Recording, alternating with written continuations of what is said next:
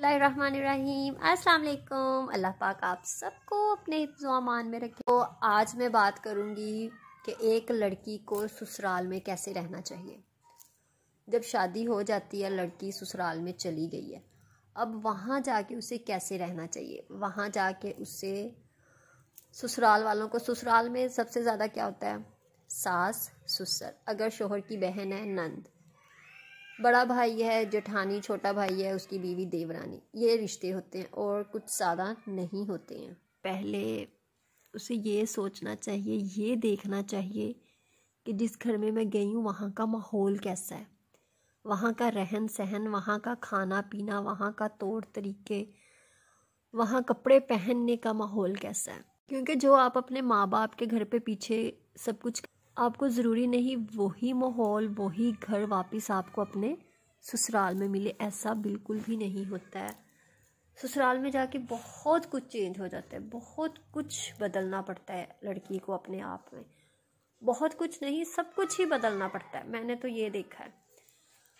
मैं आपको एक बात बताऊँ, मैं शादी नहीं करना चाहती थी। क्यों नहीं करना चाहती थी, मुझे बहुत डर लगता था, क्योंकि मैं अपनी दोस्तों की बातें सुनती थी और टीवी में जैसे कि वो शोहर पिटाई लगाता है, शोहर ने आग लगा दी, सास ने बहुत पीटा, ससुर ने मारा, ये वो, मतलब बहुत नेगेटिव बातें मैं सुनती थी। तो मैं बिल्कुल भी शादी नहीं करना चाहती थी। मैं बहुत रोती थी क्योंकि मुझे अपने घर में बहुत प्यार मिला था। सब रिश्तेदार मुझसे प्यार करते थे। मैंने कुछ लोगों का प्यार नहीं देखा था, मैंने बहुत सारे लोगों का प्यार देखा था। तो मैं कहती थी मेरी शादी हो जाएगी, मुझे वो लोग मारेंगे अगर मेरे से कोई काम गलत हो गया। और दादी कहती थी कि अगर रोटी सही पकानी ना आती हो तो जो सास होती है, वो जो बेलन होते हैं वो मारती है। कि मैं रोटी बहुत अच्छी बनाती थी, मेरी रोटी अभी भी गोल होती है और अल्लाह का शुक्र है अच्छी होती है।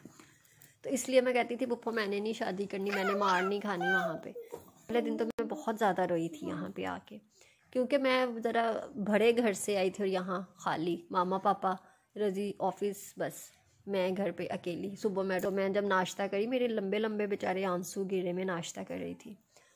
तो यहाँ पे क्या करना चाहिए, एक लड़की को अपनी माँ की बात नहीं माननी चाहिए।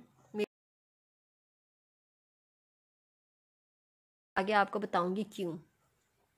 माँ की बात नहीं सुननी चाहिए। जो भी आपको गलत बात बताए, गलत करने का कहे, मतलब नेगेटिव बात, वो आपने नहीं करनी। आपने अपनी अक्ल से काम लेना है, अपनी सोच से, अपनी समझ से काम लेना है कि मैं यहाँ पे ससुराल में रह रही हूँ, मुझे पता है कि यहाँ के लोग कैसे हैं, या भी आपने उसको समझना है कि वो लोग कैसे हैं। माएँ क्या करती हैं, अपनी बेटी को सबसे पहले कह देती हैं शोहर को काबू में कर लेना, शोहर को काबू में कर लेना, शोहर को माँ के पास ना बैठने देना, बाप के पास ना बैठने देना, खर्चा मांग लेना। सबसे बड़ी गलती और जो लड़की है शादी के बाद ये करती है कि वो खर्चा मांग लेती है। खर्चा बिल्कुल नहीं मांगना चाहिए, अपने शोहर से खर्चा नहीं मांगना। 6-7 टिप्स हैं जो बस बताऊंगी। एक तो अपने शोहर से खर्चा नहीं मांगना। दूसरा, अगर आपकी सास ने कह दिया ना कि ये नहीं ठीक, ये नहीं ठीक, आपने कह देना ओके ठीक है, अच्छा जी, बस ओके, या अम्मी जो भी आप कहें, अम्मी आप मुझे बता दें। आंटी का वर्ड कभी नहीं यूज़ करना, क्योंकि आंटी जो होती है वो आंटी आ जाती है। आंटी जो माँ होती है ना, अम्मी होती है, वो अपनापन होता है। अपनी सास को, अपने ससुर को अम्मी अब्बू मामा पापा ये कहना शुरू कर दे, अंकल आंटी अपनी ज़ुबान से ख़त्म कर दे। और जो वो कहें कि ऐसे करने, आप कहें ठीक है जैसे आप कहें। और जब आपके शोहर ऑफिस चले गए हैं ना, आपने जो अपना नाश्ता करना है, क्योंकि आप अकेली हैं ना, आप नाश्ता अपने सास ससुर के कमरे में बैठ के कर लें, उनके पास रहें। अगर वो टीवी देख रहे हैं, आप उनके पास जाके उनके पास बैठ के टीवी देखें, उनके साथ बातें करें। आप उनसे कुछ पूछें, मम्मा आप बताएं आप कैसे अपने, जब आपकी शादी हुई थी तो आप कैसे रहती थी, तो आपको वो पता चल जाएगा कि इस घर का माहौल कैसा है, मम्मा ने वो ज़िंदगी कैसे गुजारी है। तो जो कुछ आप पूछना चाह रही हैं ना कि इस घर में क्या होता है, इस घर में क्या होता रहा है, आप वो पूछें कि मम्मा ने अपनी सास के साथ कैसे टाइम स्पेंड किया था। आप वो बातों बातों में पूछें, मम्मा आप कैसे रहती थी, आपने अपनी सास से क्या सीखा। तो वो आपको वैसे बताएंगी, बेटा मैंने ये सीखा था, मैं जब मेरी शादी हुई थी मुझे कुछ भी नहीं आता था, मैंने सब कुछ अपनी सास से सीखा था। कोई इवेंट आ गया है, ईद आ गई है, फंक्शन आ गया है, सबसे पहले ही ना मुंह से निकाल दे भाई मुझे तो नया सूट लेना है, मैं तो पुराना सूट नहीं पहनती। नहीं, आपकी शादी हुई, आपके पास बहुत सारे कपड़े पड़े होंगे, आप उनमें से कोई निकाल लें, सूट भी निकल आएगा, ज्वेलरी भी निकल आएगी, जूता भी निकल आएगा। क्योंकि जब आप पहले से ही कह देंगे ना मैंने सूट, उन्होंने कहना ये तो बड़ी फजूल खर्च है, इसको तो अभी शादी हुई, इसके पास तो इतने सारे कपड़े हैं, उनमें से कोई पहन ले। तो ये एक जनरल सी बात आ जाती है, जबकि आपकी अभी शादी हो, आपके पास कपड़े हैं, आप उनमें से कोई सूट निकाल के पहन लें, ठीक है। जब आप ये कह देंगे उनके दिल में आ जाना ये तो फजूल खर्च है, ये तो कपड़े ही बनाना जानती है। तो इसलिए ना यहाँ पे आके भी औरत को अपना मुंह बंद रखना चाहिए, थोड़ा हल्के से काम लेना चाहिए कि इतनी जल्दी नहीं सूट बना लेना चाहिए, जो पहले पड़े हैं ना कपड़े पहले उन्हें पहन लेना चाहिए।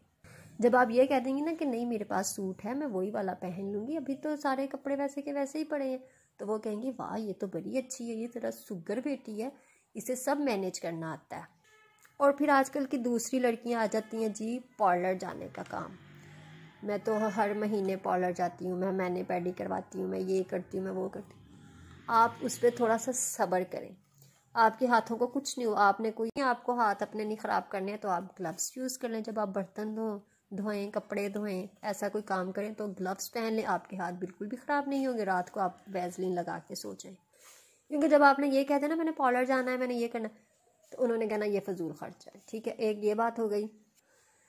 दूसरी बात जब खाना पकाने पे आ जाती हूँ, पते की मज़े की, मुझे किसी ने कहा था कि जो ससुराल होता है ना वो खाने पीने को देखता है, कि जो बहू आई है वो कैसे खाने उसे पकाने आते हैं। कहते हैं ना वो दिल की राह जो होती है वो खानों से होकर गुजरती है। मुझे सिर्फ ये बात पता है, तो मैंने इस पर अप्लाई नहीं किया था, क्योंकि मेरी जब शादी हुई है तो मेरी मम्मा खाना बनाती थी और मुझे बहुत अच्छा लगता था। हाँ, मैं उनकी हेल्प ज़रूर करवाती थी किचन में, तो इससे भी वो उन लोगों को अच्छा लगता है कि ये मेरे साथ किचन में खड़ी होती। आप पूछे मम्मा मैं ये कर देती हूँ, आप मुझे बताएं मैं क्या करूँ, आप पहले ही उन्हें सब कुछ बना के रख दें तो वो काम करना शुरू हो जाए अपना पकाने वाला। मुझे किसी ने कहा था कि तुम ना खाना पकाना शुरू कर दो, तो बाकी काम छोड़ दिया करो, खाना पकाना शुरू कर दिया करो। जब मैंने ये चीज़ उसकी देखी तो मैंने कहा नहीं, यहाँ पे मैं गलती नहीं करूँगी। किचन होता है जिसे मलका एक संभालती है, मलका का मतलब आप समझते होंगे, रोब उसी का होता है जो किचन संभालती है। तो मैंने कहा नहीं, जब मेरी मम्मा खाना बनाती हैं तो मैं क्यों उन्हें उठ के कहूँ भी मैं खाना बनाऊँगी। जब तक वो खाना बना सकती हैं वो बना, मेरी मम्मा ने खुद कहा था जब तक मैं खाना बना सकती हूँ मैं बनाऊँगी, बाकी ऊपर के काम मैं करती थी।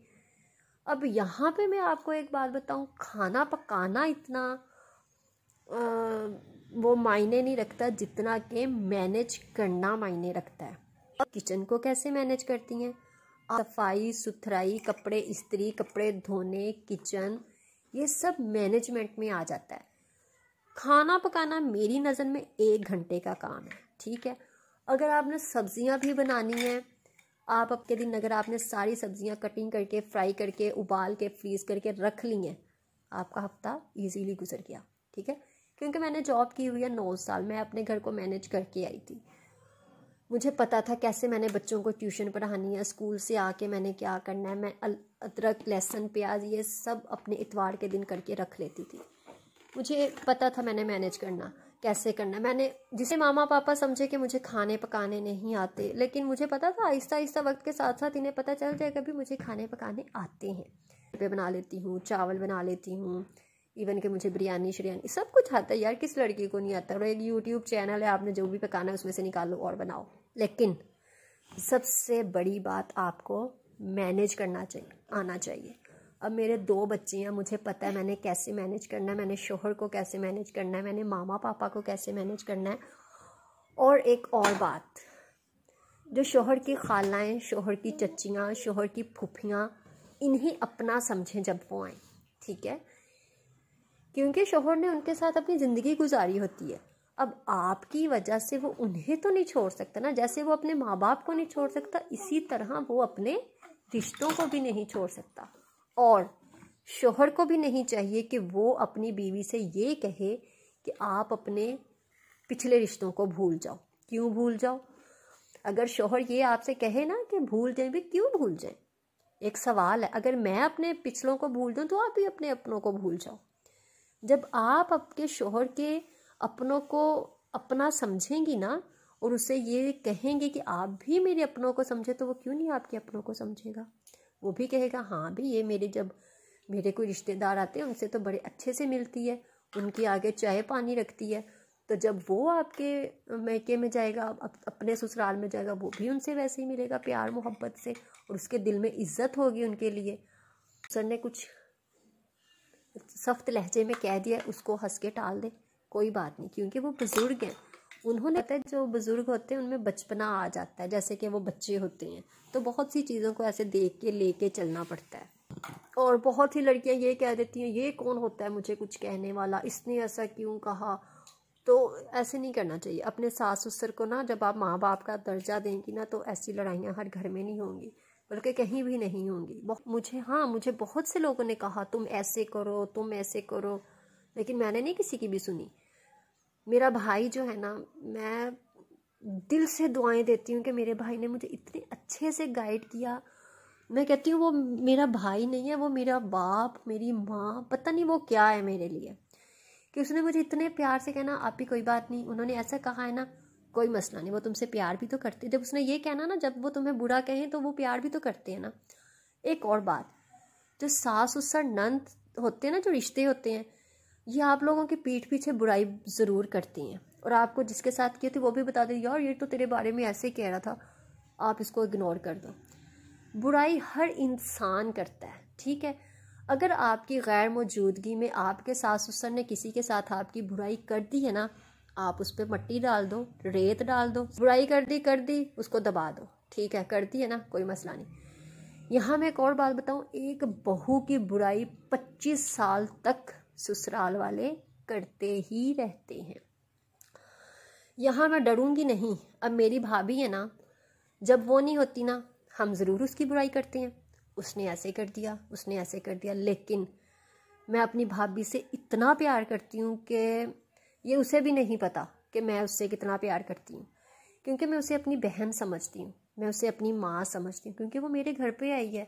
मैं अपने भाई से बहुत प्यार करती हूँ, मैं अपने पापा से बहुत प्यार करती हूँ, मेरे पापा जिसे बेटी बना के लाए हैं, मेरा बड़ा भाई उसे अपनी भाभी, अपनी बहन, अपनी माँ बना के लेके आया, तो मेरे दिल में तो उसके लिए बहुत इज्जत है। लेकिन अब मैंने एक चीज़ देखी है, अगर आपको अपनी बहू में, अपनी बीवी में, अपनी किसी में बुराई लगती है ना, आप उसके मुंह पे बोल दो। सच में आप उसे कोई यार इधर बैठ, मुझे नहीं पता मुझे ये बात आपसे करनी चाहिए या नहीं करनी चाहिए, आपका दिल दुखेगा, लेकिन मैं ये बात करना चाह रहा हूँ क्योंकि मेरे दिल में है। वो क्या है जी, मेरे माइंड में आपके लिए ये बात आ रही थी। मतलब अगर आपने उसकी बुराई करनी है, आप किसी के सामने करने के बजाय उसके सामने बैठ के कर दो और उसको प्यार से समझा दो। मैंने ये बहुत सालों से किया हुआ है। जब भी आपको किसी की बात बुरी लगती है, आप सामने बोल दो। इवन कि आपके सास ससुर है ना, आप अपने सास ससुर के सामने बैठ के भी बोल, लेकिन ज़रा तरीके से। वो आपको पता है कि आप जिस घर में रह रही हैं, आपने वहाँ पे बात कैसी करनी है। तो बस आप अपने ससुराल में अगर हंसी खुशी रहना चाहते हैं ना, ससुराल की बातें अपने बाहर, अपने मैके में मत करें, प्यार मोहब्बत से रहें। और मुझे नहीं पता मुझे ये बात करनी चाहिए थी या नहीं करनी चाहिए थी, लेकिन क्या पता ये वीडियो आज नहीं, कल नहीं, साल बाद कोई देख ले और किसी के काम आ जाए। तो जब आपको लगे कि कोई आपको ये गलत करने का कह रहे हैं, आप उसकी बात नहीं मानो, बिल्कुल भी नहीं माननी चाहिए। और अपने शोहर की फरमाबरदारी ज़रूर करें, जैसे उसने कह दिया है ना वैसे करें। अगर उसने गुस्से में कुछ कह दिया ना, आप हंस के टाल दो, कोई बात नहीं।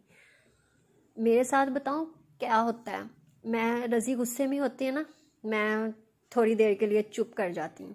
मुझे पता होता है सुबह के गए शाम को आए, थोड़ा गुस्सा है, बच्चे ना रोएं, तो मैं उस चीज़ को मैनेज करना जानती हूँ कि मैंने अपने शोहर को नाराज़ नहीं करना। और भाई मेरे पास और है ही कौन, मेरे पास मामा पापा हैं, मेरे शोहर है, मेरे 2 बच्चे हैं, और एक तो मुझे लड़ाई करके रहना नहीं आता है, क्योंकि मैंने कभी लड़ाई नहीं की। मुझे ये है कि हम बस प्यार मोहब्बत से रहें, और सबसे बढ़ के इज़्ज़त होती है कि आपको इज़्ज़त मिले। और एक और बात कि जब भी एक लड़की की शादी होती है, उससे कोई भी ससुराल वाले फूलों का हार पहना के नहीं रखते हैं, बहुत कुछ सहना पड़ता है।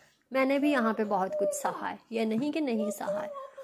मैं एक बात बताऊँ, मेरे जो ससुर है ना, 10 सासें हों तो एक ससुर मेरा बनता है लेकिन मैं अपने पापा के साथ बहुत खुश हूँ। मैं मम्मा से कहती होती हूँ, मम्मा भी कह देती हैं कि अगर पापा मेरी सास होते ना तो मेरी ना पापा से बनती, लेकिन मैं दिल में कहती हूँ मैंने इन्हें तब भी कुछ नहीं कहना था। मुझे क्या ज़रूरत है कहने की, भाई वो इतने अच्छे हैं, मुझसे इतना प्यार करते हैं, मेरे बच्चों से इतना प्यार करते हैं, मैं क्यों उन्हें बुरा कहूँ। वो मेरे लिए बहुत अच्छे हैं और बहुत बुलंद दर्जा रखते हैं मेरे दिल में, मैं बहुत इज्जत करती हूँ उनकी, लेकिन मैं उनकी बातों का बुरा नहीं मानती और ना कि मुझे कभी बुरा मानना चाहिए। तो बस जी, वीडियो कुछ ज़्यादा ही लंबी हो गई है। आपको मेरी कोई बात बुरी लगी हो तो उसके लिए माजरत, अच्छी लगी हो तो उसके लिए शुक्रिया। दिल चाहे वीडियो को लाइक कर दीजिएगा, चैनल को भी सब्सक्राइब कर दीजिएगा। अल्लाह हाफिज़।